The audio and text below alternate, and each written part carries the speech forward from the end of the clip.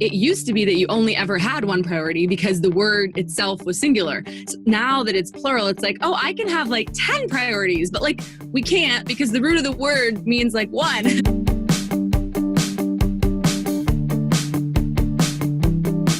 Everyone, welcome back to the Take Back Your Biz Summit, where I'm chatting with industry influencers on how they have found more freedom, joy, and growth in their business by taking back what matters to them.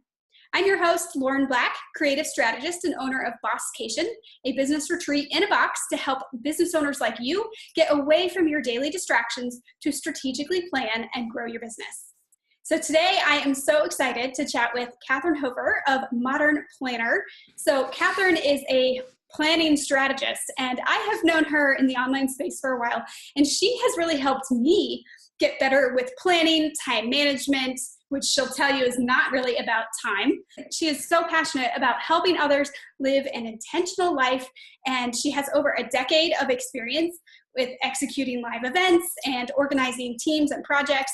So she has so many organizational skills and tons of planning experience that she uses to help her clients live more organized lives, take their time back, and to really live a happier life. So that is why I'm so excited to have Kathryn. So hi, thank you for being here. Thank you for having me. I'm super excited. Yeah, so Kathryn will be sharing obviously about taking back your time. Mm-hmm. So I would love to hear, why is it important for people to take back their time? I believe that taking back your time is super important because there's some resources in our life that are renewable. Like, if we work out and then we eat, like we can get more energy back, or there's things like this that like are renewable in life, but time is one of those resources that we have that's like non-renewable. So once we've spent our time and our energy and our hours, like we can't get them back. So there's this quote that I really love that I think sums it up really well, and it's from John Randolph, and I'm going to read it because I don't want to mess it up. And he says, time is at once the most valuable and the most perishable of all our possessions. And so I think that's why it's so important, because we want to spend the time on the things that are most important to us. And it's so easy for us to get distracted with all the things. Yes. Yeah, for sure. So what are some ways that business owners can take back their time? So I think the first step is acknowledging that time management, and you alluded to this in your introduction, that time management is not actually about time at all. We have to own our power to choose. And so let me tell you what the two things that time management is really about, because I think this is an important place to start, because we can't actually manage time. Like time moves at the same speed, right? We all have 24 hours a day. We can't speed time up or slow it down. And so I believe that time management is about two things. One is about learning to manage our priorities. And then the other thing is about learning to manage ourselves.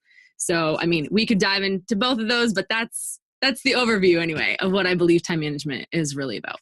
Yeah. So, how can we prioritize our time? Like, how do you know even what is important and what's not? Because so many times we've got a to-do list that's a mile long and we feel like everything's important. Yeah, it is really hard. I think one of the things to realize first when it comes to priorities is that the word priority, it was singular for the first 500 years that it was around. And it's only recently in the last 100 or so that it's become plural. So it used to be that you only ever had one priority because the word itself was singular. So now that it's plural, it's like, oh, I can have 10 priorities, but we can't because the root of the word means one. It's what is your priority, right? And so I think in order to figure out what our priorities are, we have to acknowledge the fact that we can't do it all.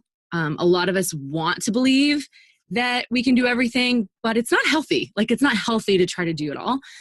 We also can't please everyone. I think a lot of times not defining our priorities comes from this desire to keep people happy. And so I'm going to just do all of these things because that's what people are expecting of me, or that's going to keep people happy. Another thing that I think our society on a whole kind of really struggles with is we're trying to equalize everything. But not everything is equal. It's not, even if you just take your relationships, for instance, a relationship with a spouse and with a child, or with, a distant friend or someone you went to college with, those are actually, they're not equal. but we want to think that everything in life is equal and like give our time because we want to be fair. But I think that really paralyzes us when it comes to priorities. And the other thing too about figuring out our priorities is that priorities shift with seasons. So even when we do figure out what our priorities are, then we're like, oh, well, these have to be my priorities forever and ever and amen. But I mean, my priorities just shifted huge. Like I have a 4-month-old daughter. So suddenly she is like right up there, Yeah, you know? sure. And so that's one of the things is realizing like, hey, if I can't do it all, and if it's not about keeping other people happy, if everything's not equal, I need to think about like in this season, what is most important. And so I do something called a priority audit with people, or people can do it themselves with a worksheet, but that's where I like, it's about asking yourself strategic questions and like, you know, do you want me to give you a few examples of some of the questions Yeah, I'd love that to I hear think those. are helpful? Yep. I mean, first thing, you kind of have to know like what category, because, and like what area of life you want to like prioritize. But then the other thing is to ask yourself like really strategic questions. Like, does this support where I'm wanting to go in life? But in order to ask that question, you actually have to know where you want to go in life. Right. Right. And so that's the big thing with priorities is that it's like planning, you want to work backwards. So it's like, where are you wanting to go? You know, for me, as a mom, as a wife, as a business owner, what do I want to create? Like, what's the lifestyle I want to live? What's the business I want to run? And then, okay, in order to do that, what are the decisions I have to be making today? So I would say that that's probably like the biggest place to start with your priorities is like know where you want to go, the end game, but then ask yourself the question, does this support where I'm wanting to go in life? If it doesn't support your long-term vision, that's the very first kind of eliminator that you can use. So, I mean, there's other questions that I think are really helpful, but that's a good place to start. Yeah, I always like to look at, what's the most critical that if you didn't have time to get done with everything, what is the ultimate most important. Because even with the launch of Bosscation, there are certain things that I wanted to do, but I had to cut back somewhere because there's just not enough time unless I push back my launch to another time. So just figuring out what's critical for the success of this. Exactly. And there's other things like, are you the right person for this? Like there's certain things that only you can do for this launch and certain things that somebody else could help you with, right? So it's like, well, if someone else could do this or if someone else could help you, then it shouldn't be your priority. You should be able to like bring somebody else into that. Or even just like if you have a prior commitment. So if you've got a deadline and it's something that you've already committed to, like with this, like I committed to doing this with you. So I figured out a way to deal with that sounds so bad. I don't deal with my daughter. I love my daughter, but I found a way to make sure that she was taken care of and that she was someone else's priority for the moment so that I could do this with you, right? So it's just learning like in the moment, how do we figure that out? Because that's really what time management is all about. If we can manage our priorities and know and only focus on the things that are most important. And then the second piece of that is managing ourselves. So that's figuring out like, how do we manage our health, our energy, our schedule, our attention? Like that's then what we need to think about. And if we can manage those two things really well, it will be amazing what happens with our time. For sure. Yeah. I know that when I was working with you to kind of get better at organizing my time and prioritizing my tasks, there were a few things that you did with me. The first was the 4D exercise. So could you explain what that is? Because it was so life-changing for me. Yeah, I love the 4D exercise. Let me just make sure I do it in the right order because, yes. Okay, perfect.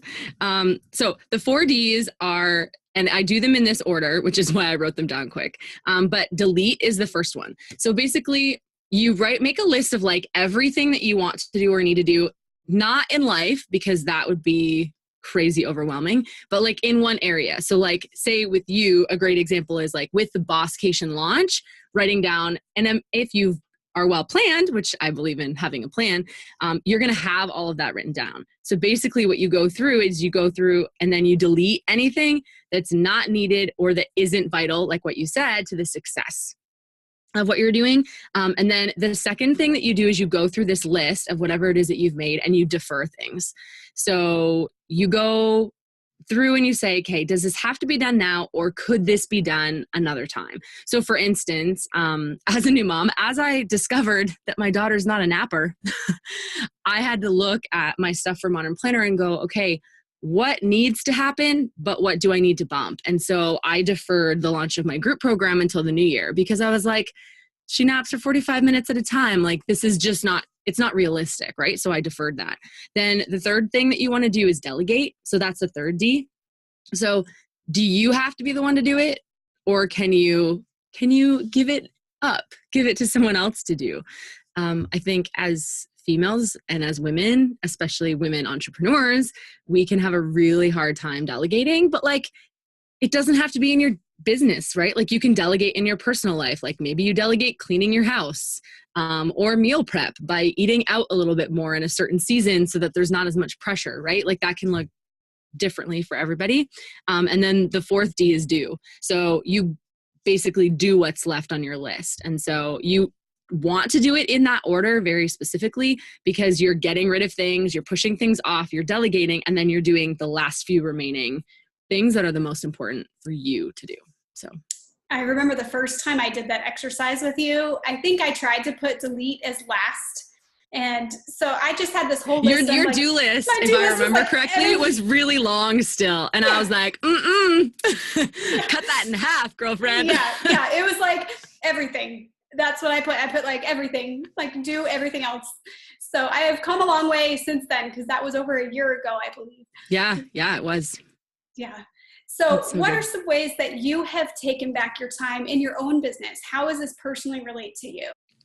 If I go back to my story a little bit, because even how I set up my business is affected by this, because in my early 20s, I basically was suddenly faced with the consequences of trying to do it all and keep everything together for so long. So the first half of my 20s, I was physically exhausted. I had experienced burnt out. I was living in constant pain, battling depression. And 6 weeks after I got married, I found myself in the emergency room.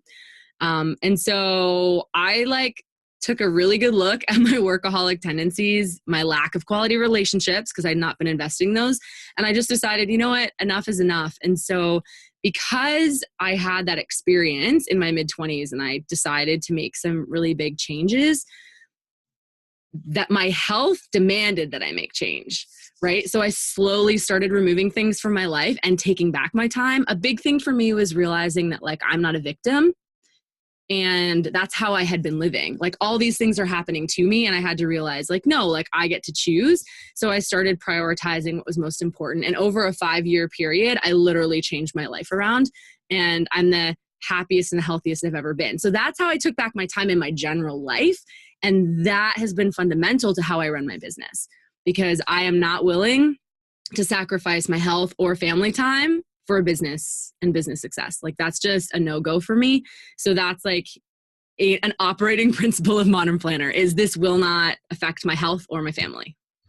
And that's why it's so important, as you mentioned in the beginning, to go back to those core values of yours. Yeah. And you need to define those, because it does, your personal life does affect your business, and your business affects your personal life. They are entwined. We always want to separate everything. But especially when it comes to your time, you only have 24 hours in a day, or as I prefer to look at it, 168 hours in a week. I think that's a better way to more successfully view it. And it's you only have that time every week. So it's really important that you're clear, how much time is your business getting? How much time is your family getting? How much time are you getting? Right. And being really clear about that. So yeah. The other thing that I remember we talked about when I was first working with you was that, my husband often works night shift. And so he has to leave by 5 p.m., which means he needs to eat dinner, or he has to leave by 5:30. He needs to be eating by at latest 5 p.m. And so that means I'd have to quit at 4 and start meal prepping and making dinner for him and for us to be able to eat together. And it was giving me so much stress and anxiety, because I felt like I was cutting my workday short. And Kathryn, you were just well, why don't you just purposely stop at 4 every day, take a 2-hour break to make dinner and eat with your husband, and then work another 2 hours after? And I was like, oh, Yeah. Yeah. Like our schedule is to support us, not the other way around. Like I think a lot of us feel like slaves to our schedule. Like, oh, but I have this and this and this. Well, you chose it. Right. Don't get so frustrated or upset. Like, and that's how I was living, right? Like I was just frustrated with all these things. And then I was like, I had this like moment and I was like, but I chose to do these things. So like, I can't complain about it. If I'm not happy with it, or if I'm feeling overwhelmed, or if I'm feeling stressed out because of my schedule and it's not working for me, then I have to make changes. Like I'm the only one that's going to choose a schedule that works for me better. And so I think that's like the most important place to start when it comes to our time. If we're going to take it back, is we have to like take back control and realize like I am in control of my time, like only me. And then it's about creating something that serves us. So just like you, right? We talked about, okay, what are all, and your husband has like a lot of shifts. So like that was like something different for me. Like I've worked with a lot of people that have shift work or that work it or their spouse does, but like I'd never experienced anything like that. So I was like racking my brain. I'm like, okay, how can we creatively do this? And I'm like, I would just create a work day for every different shift scenario. Like that is going to mean that your work hours look a little bit crazy. But if a priority is spending quality time with your husband, then you're going to make that work and you're going to do whatever it takes so that you're not always like ships passing in the night, right?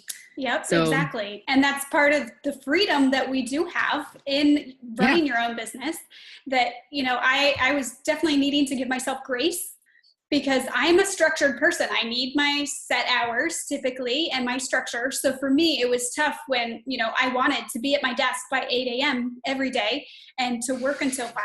And so now I've learned that sometimes I'm a night owl and my husband will go to bed and I'll get 3 hours of work done, solid work, that I am so productive because other people aren't on social media and sending messages and other people aren't There's less me. distractions, right? Yes. So instead of you having to set up boundaries for distractions, if you found a time where it's like, you know what, there's just no one distracting me, then it's great, right? Like, right, yeah. I could never work 3 hours late at night.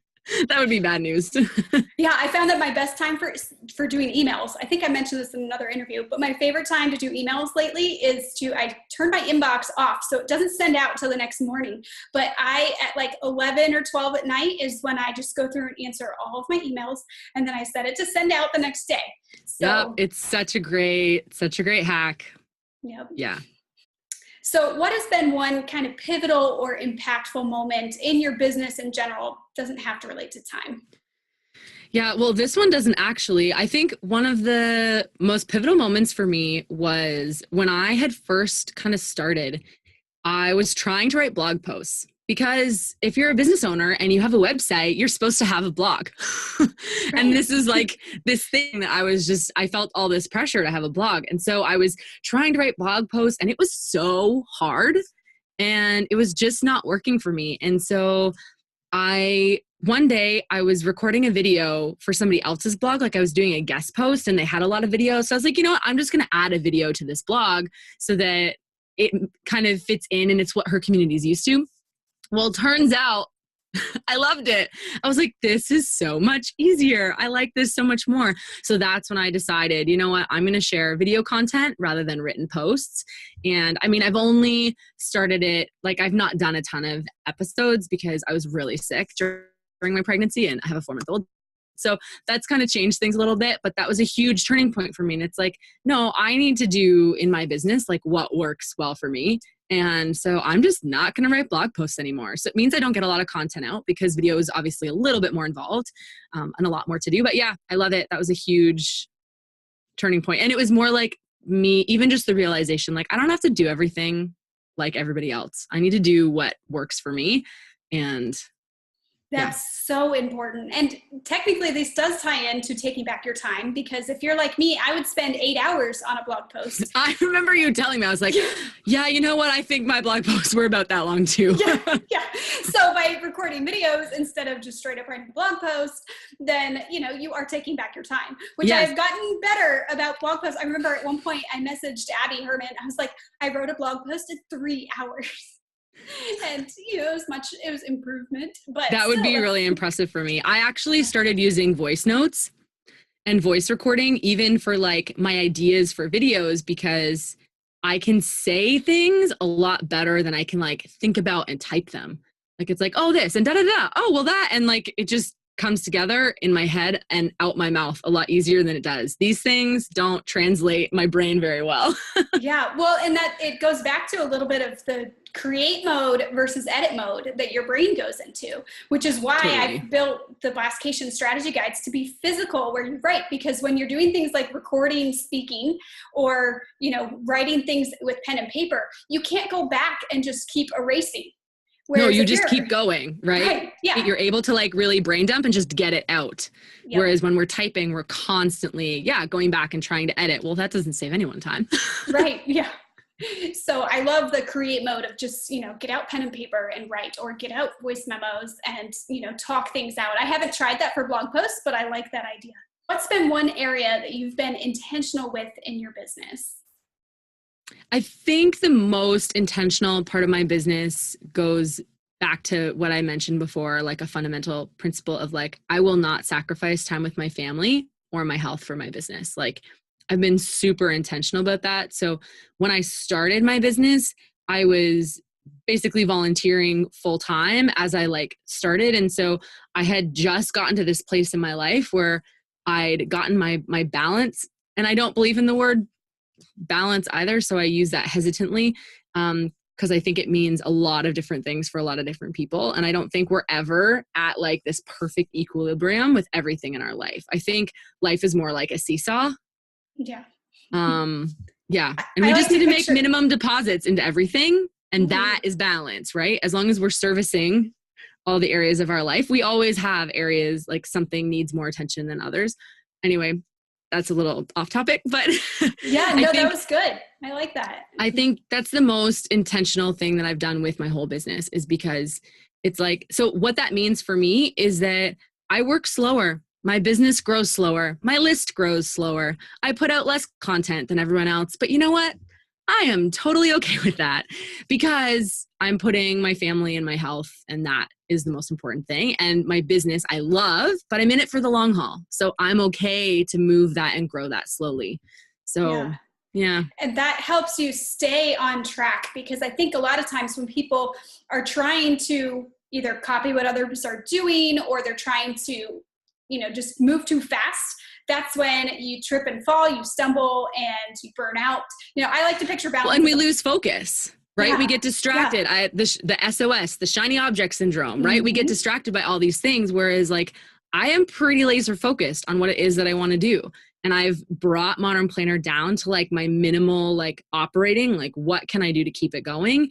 And I brought it down to that for my mat leave. But even over a year ago, before we were even pregnant, my husband and I had the conversation about Modern Planner. Okay, so when we have kids, how many hours a week do I want to do Modern Planner? And so I specifically have been setting up my business and my business model because I only want to work 10 to 15 hours a week on Modern Planner moving forward. Yeah. That's my goal.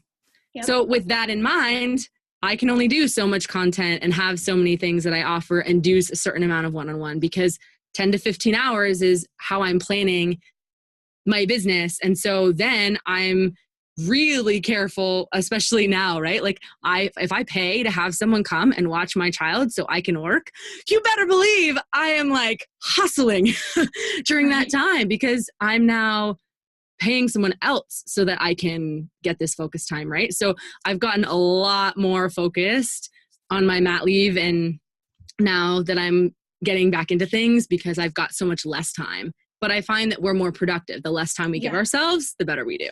Yeah, because perfectionism can set in. If you have endless hours to work on something, you can continue tweaking it over and over. We fill the time that we have, right? If you give yourself 10 hours to, write a blog post, you'll take 10 hours to write a blog post. If you say, I have 2 hours to write this blog post, you'll get it done. It might not be perfect. There might be the odd spelling mistake, and the image might not be, oh no, you're a designer, never mind. I was like, the image might not be great, but that would be in my case. But no, you'd have great image, right? But it's like our tasks fill to the space that we give them. So that's why like time blocking and setting timers for things those are the little like tips that help us save that time, because we're limiting the amount of time that we have, and that causes us to be really productive with what we've got. Well, I like to do that too with setting timers because then it gives me that limit so that I'm not spending too long. I did that yesterday with the design because I could just keep going on and on. And I knew that I had other things that were higher priority. This design had to get done. But so I set that time limit. And then that forces me, if I know that, oh, I got this email that popped up, I don't have time to check that email because I have to get this done. Yeah. So it forces you to kind of like put those pieces in, you know, so you can chunk things together and batch things instead of batching. One of my favorite words. Yep. So what are some other batching tips that you have while we're on that topic? Oh gosh, like you can literally batch everything.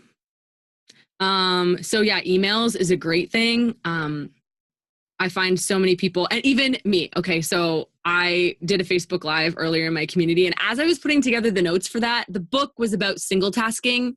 And as I was putting together the notes, like I was jumping back and forth to my email because I was looking for something. And I'm like, this is not good. Like as I'm preparing something about single tasking, I'm trying to multitask. Yeah. And just even if you get stuff done during the day, I found that if I was jumping between tasks and like never finishing one thing in one setting, but I work a little bit there, and at the end of the day, I might have finished all 3 things I needed to do, but because I was jumping back and forth so much, I don't feel like I accomplished anything. Yeah, and that's the thing, right? The more we can focus on one thing at a time and just do that one thing, the more productive we're going to end up being and the more things we get done. So it's tricky, but I think anything that you can group together, whether it's like writing, creating images, content, like anything that you can do for your business or in your personal life. Like I'm a huge fan of batching food. So like I hardly ever make just enough for one meal. I always make enough for leftovers. Or like if I'm doing chili, man, I'm putting some of that in the freezer because, you know, like, and I have food prep batching days. Like that's part of what I do to help me, right? So you mean you can batch so much stuff in your business and in your personal life. And it's really just grouping those like tasks together and then saying, I'm going to do all of this at one time. Yeah. So, because it's task immersion, right? That's like an actual term for what it means because we get in the flow and then we're more productive because we're doing the same thing. So we get faster and faster and faster. Like an easy example would be like if you've ever stuffed like 100 envelopes. Yep.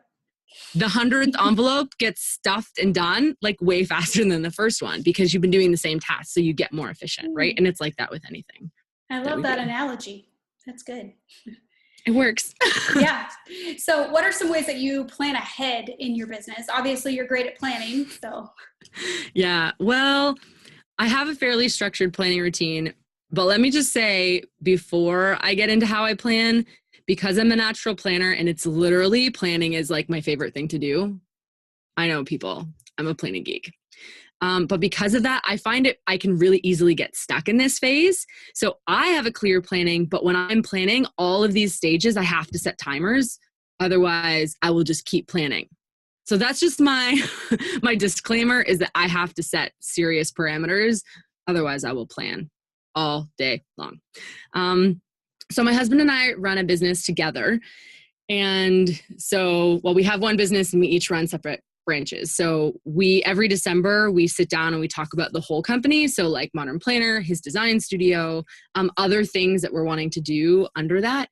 And then we do quarterly offsites together. So I think that's one of the really cool benefits of being in business with your spouse. There can be challenges, like when we worked 3 feet away from each other side by side for 6 months upstairs before we had our offices built. That was a little challenging. But one of the really great things is that we're able to help each other. Like he's my creative director and I'm his project manager. And so we support each other a lot. And so we do quarterly offsites where we help each other. So I help him create his 12-week plan. And he is like, okay, so what are the projects that you want my help with? So we do that. And we typically go, like we leave our house when we do those. And then each month I create a plan. So I take my quarterly plan and then each month as it comes based upon my availability, because it's a little bit different. Then I plan out my priority projects and what needs to happen, confirm all my deadlines. And then every Friday I review and organize for the week ahead. And so I am reviewing, okay, so this is what I need to do this month. This is what are my priorities for this week. So I have a pretty structured routine, but that's because planning is my favorite thing to do. Yeah. Well, I think if people were to follow this, it'll really help you stay out of overwhelm and keep you from getting stressed out, because you are looking at the weeks ahead and even the months ahead and the quarter, and able to know what's coming up and how you can delete and delegate and defer things. Because if you just go by what's in front of you, it can be overwhelming. You're looking at a million to-dos. Well, and because we tend to we keep adding things, right? So when I plan each month, it's the opportunity for me to say, okay, what needs to happen? That's how I do it, especially in this season of not having a lot of time. What has to happen this month? And then these are the fun, hey, if I have time, I'd really love to do this, or whatever that might be. But it's like, I get these things done first. And if I have extra time, then I'll jump to those, because it's so easy to just add things to your plate. And so that's why it's important so I run planning parties that follow a similar structure. And that's why every planning party, we revisit our priorities, because you create your plan based upon your priorities. Like, that's how it needs to work. And the other thing with the planning process that a lot of people forget to do, which I think is really key, is you have to put your plan in your schedule and like into your calendar and like allocate that time, because so many of us, we're like, oh, I want to do this and this and this. But if you don't actually block time in your calendar to do those things, you're not going to get them done. So that's like a really, really, really key step. And often we underestimate how many things that we really need in order to accomplish those tasks. Yeah. So I know. Or how long they're going to take us. Yes. That's another big thing, right? So that's why I encourage everyone. I'm like, track and schedule. Like, you need to track how long you spend doing things so that you know, because then the next time you're like, oh, okay, like for you, writing a blog post. Like, if you average it out and you're like, oh, okay, over the last month, every blog post I've written, the average length has been 3 hours start to finish, like concept, writing, uploading, whatever. Maybe that's what it is. Well, now you know every time you go to write content, okay, I need 3 hours per blog post. So then you can start actually accurately time blocking to complete those tasks. And that's really important. And until you know how long something takes, always just use the 2x rule. Yes, especially with client quotes. I know I was the worst at that with design. With my clients, I would be like, oh, I can probably get that done in 2 hours. And I'd give them a flat rate for that 2 hours. And then it would take me 4. And now I'm making half of what I should be making. Yeah. So if you don't know, like if you never have tracked your time before and you have no idea how long something takes you, if you think, oh, I think this will take me about an hour, give yourself 2. Like, just automatically double it, because that's at least helps at the beginning as you're figuring out how long things take. And what are some of your favorite like time tracking apps or websites that you use? Ooh, there's a lot of great ones out there.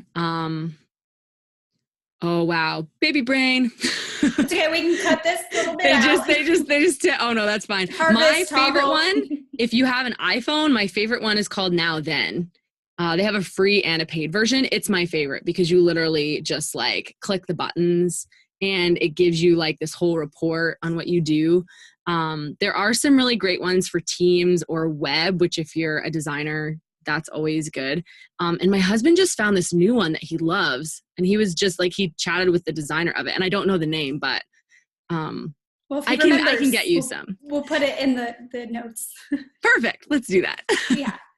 So this has been so amazing and so impactful. Unfortunately, I need to wrap things up so that we don't make these too long. So I'm just going to end with one final question of, if you had one piece of advice for how to take back your business for people, what would that be? Create a plan. A plan is a roadmap, right? Because life doesn't go as planned, but if you have a plan, you've got something to come back to when things happen. And then you're able to take that plan, and that's how you take back your time, because you save so much time when you have a plan rather than just winging it. So create a plan. Yep. So smart. So thank you so much. This has been great. Where can people find you online? And I do believe you have a little freebie for us. So yes, I do. So you can find me online at modern-planner.com. I'm on Instagram and Twitter at modern_planner. And yeah, I do have a freebie. It's my priority audit. So if it's something that's a really great tool that you can use over and over again. If figuring out your priorities is really challenging for you, basically it's a worksheet and it helps give you a lot of questions and basically helps you rate all the different things that you're doing so that you can figure out what your top 3 things are that you should be focusing on. And you can get that at modern-planner.com/bosscation. Awesome. Thank you. That sounds like a great resource.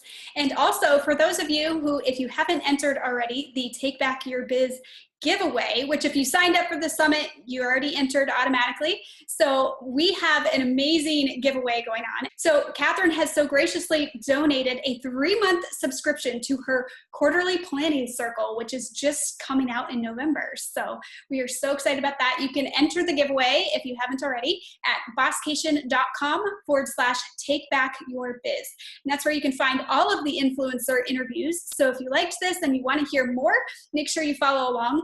And then we also have a free challenge coming up in November 7th through 9th about how to take back your business, so that if you are looking to free up your time and get a little more organized, so that you're able to have more freedom and joy in your business, find your path, make sure you check that out. So that's all for today. So thank you, Kathryn. Thank you. Have a great day. All right, bye.